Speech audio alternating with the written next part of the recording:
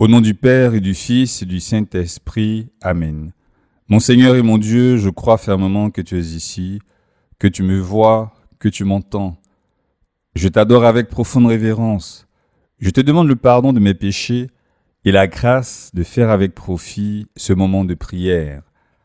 Ma Mère Immaculée, Saint Joseph, mon Père et Seigneur, mon ange gardien, intercédez pour moi. Aujourd'hui, on retourne à Kinshasa, la Belle pour les intimes, qui a été la capitale de la francophonie il y a quelques semaines, pendant quelques jours. Je t'invite à écouter un des titres de Très Très Fort, le premier album à succès du staff Benda Bilili. Oui, on va se servir de ce groupe quinois pour prier, ce groupe composé essentiellement d'artistes handicapés. Ce titre est chanté par Junana ou par Coco, enfin, je me rappelle plus trop. On dira Coco pour faire simple. L'essentiel, c'est que c'est une chanson qui parle d'une femme, et cette femme s'appelle Marguerite. Marguerite yananga, Marguerite yananga, papa bota biso babale, bebale ki balandi biso na sima, fami ngambale na mel bibie, yo na ngambo ngape na ngambo, masolo ekoma kaka na Vodacom. Osolo koma kaka na telese yango wana na koma na ndenge nanga yango wana na koma na ndenge nanga nazwi na le nazwi te na bandio moto na chance na ye lelo ya yo lobi yanga lobi ya ye kuna Marguerite na sefa koko na RDC. Ezali Kitoko. Je suis encore au niveau très débutant de quinois, mais mon prof m'a donné un coup de main pour traduire cette chanson. Cher prof, je te dis encore merci Mingi.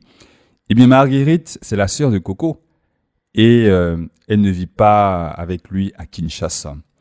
Prions pour toutes les Marguerites, et tous les Cocos séparés par la force des choses, le travail, les études, etc. Et moi aussi, Jésus, je te confie ma Marguerite et je lui fais un coucou outre-Atlantique. Faisons de même toi aussi, toi qui fais ce moment de prière avec moi. Confie à Jésus ce frère, ce cousin, cette sœur, cet ami qui est loin, de l'autre côté de la Méditerranée ou de l'autre côté de l'océan Indien, du Pacifique ou des Alpes. C'est vrai que grâce à Dieu, on peut être en contact avec des parents, des frères et sœurs, des amis, grâce à WhatsApp, Facebook, à Meet ou à Zoom, etc. Le contact au moins virtuel est possible. Pour avoir des nouvelles de quelqu'un qui vit très loin, on arrive aussi à partager des photos, des vidéos sur ce que nous sommes en train de faire à l'instant même. Mais le problème dans la chanson, le problème de Coco, c'est que Marguerite ne vit pas à des milliers de kilomètres, ni même à des dizaines de kilomètres. Elle vit tout juste de l'autre côté du fleuve, là-bas au CFA, comme il est dit, pour désigner le Congo-Brazzaville. Et voilà, c'est tout juste le fleuve qui sépare Coco de Marguerite. Ils vivent l'un sur la rive gauche et l'autre sur la rive droite du fleuve, tout simplement. Mais leur seul contact, c'est à travers le téléphone, grâce à ces compagnies là qu'il cite dans la chanson, Vodacom et Télécel. Ah, Marguerite. Et pourquoi Coco ne va pas la voir? C'est parce qu'il vivait, au moins alors, dans une galère que tu peux même pas imaginer, je t'assure.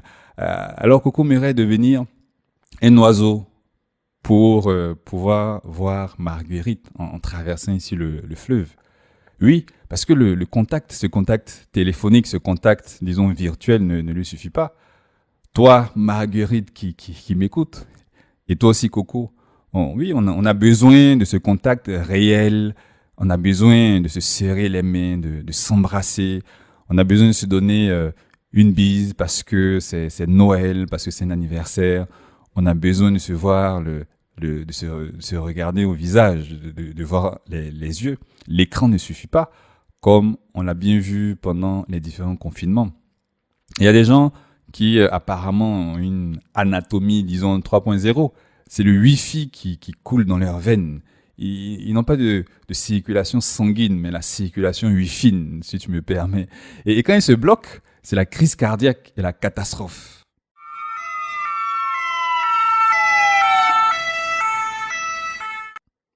Eh bien, le premier réflexe, c'est de se connecter.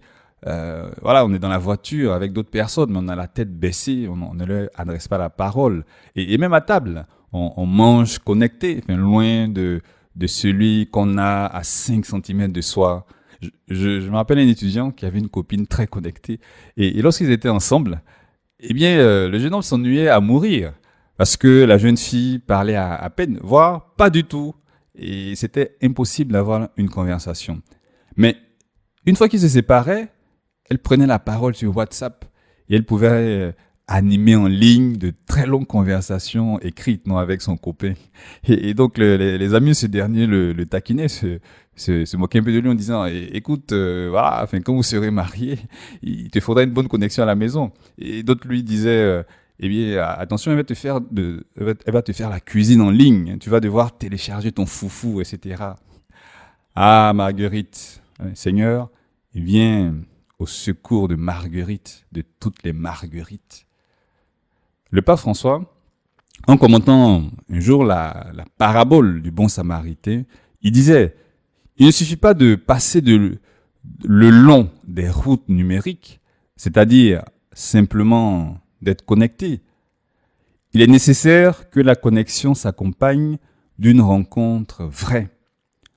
Nous ne pouvons pas vivre seuls, renfermés sur nous-mêmes.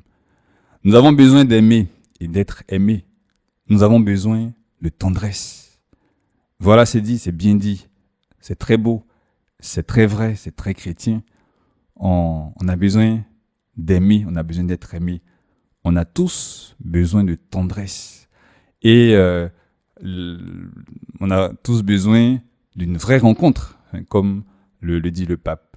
Il est nécessaire que la connexion s'accompagne d'une rencontre vraie. De même, lorsque je me propose de partager ma joie d'être chrétien à d'autres personnes, mes tweets ou mes X ne suffisent pas, mes posts et mes statuts pieux non plus. Il faut aussi cette rencontre vraie, elle est absolument nécessaire. Oui, Jésus, il y a tellement de choses qu'on ne peut pas dire au téléphone. Il y a tellement de choses qu'on ne doit pas dire en online, pour ainsi dire. Il y en a tellement. Je te laisse sur l'application le lien d'un article très intéressant. Il s'intitule justement « Du contact virtuel aux relations personnelles ». Et je pense que cet article te permettra d'aborder d'autres questions liées à ce problème, à ce thème que nous abordons aujourd'hui dans ce moment de prière, dans ce moment d'échange avec le Seigneur. C'est vrai, les technologies de l'information nous rendent d'énormes services. Et moi, qui suis un prédicateur virtuel, je ne peux pas dire le contraire. Je ne peux que rendre grâce à Dieu de pouvoir partager ces moments de prière avec toi, comme celui qu'on partage maintenant, malgré la distance. Mais combien ce serait différent si on se voyait, si je savais qui m'écoute, si j'avais une idée de ton âge, est-ce que je suis face à une jeune, à un jeune, à une adulte, etc. Ce serait différent si on pouvait échanger un regard, parce qu'on se dit également tellement de choses. Au moins je saurais si je suis en train de t'ennuyer ou si j'ai réussi à te faire sourire ou à te faire prier. Tu pourrais aussi voir mes gestes parce qu'on communique également avec les mains, etc. Eh bien, ce moment de prière que nous faisons ensemble serait certainement plus riche, il serait plus humain. Bon, cela dit, nous sommes, on pourrait dire, des marguerites légitimes parce que nous sommes vraiment séparés par des centaines, par des milliers de kilomètres, d'Abidjan à Dakar, à Ottawa ou Thionville.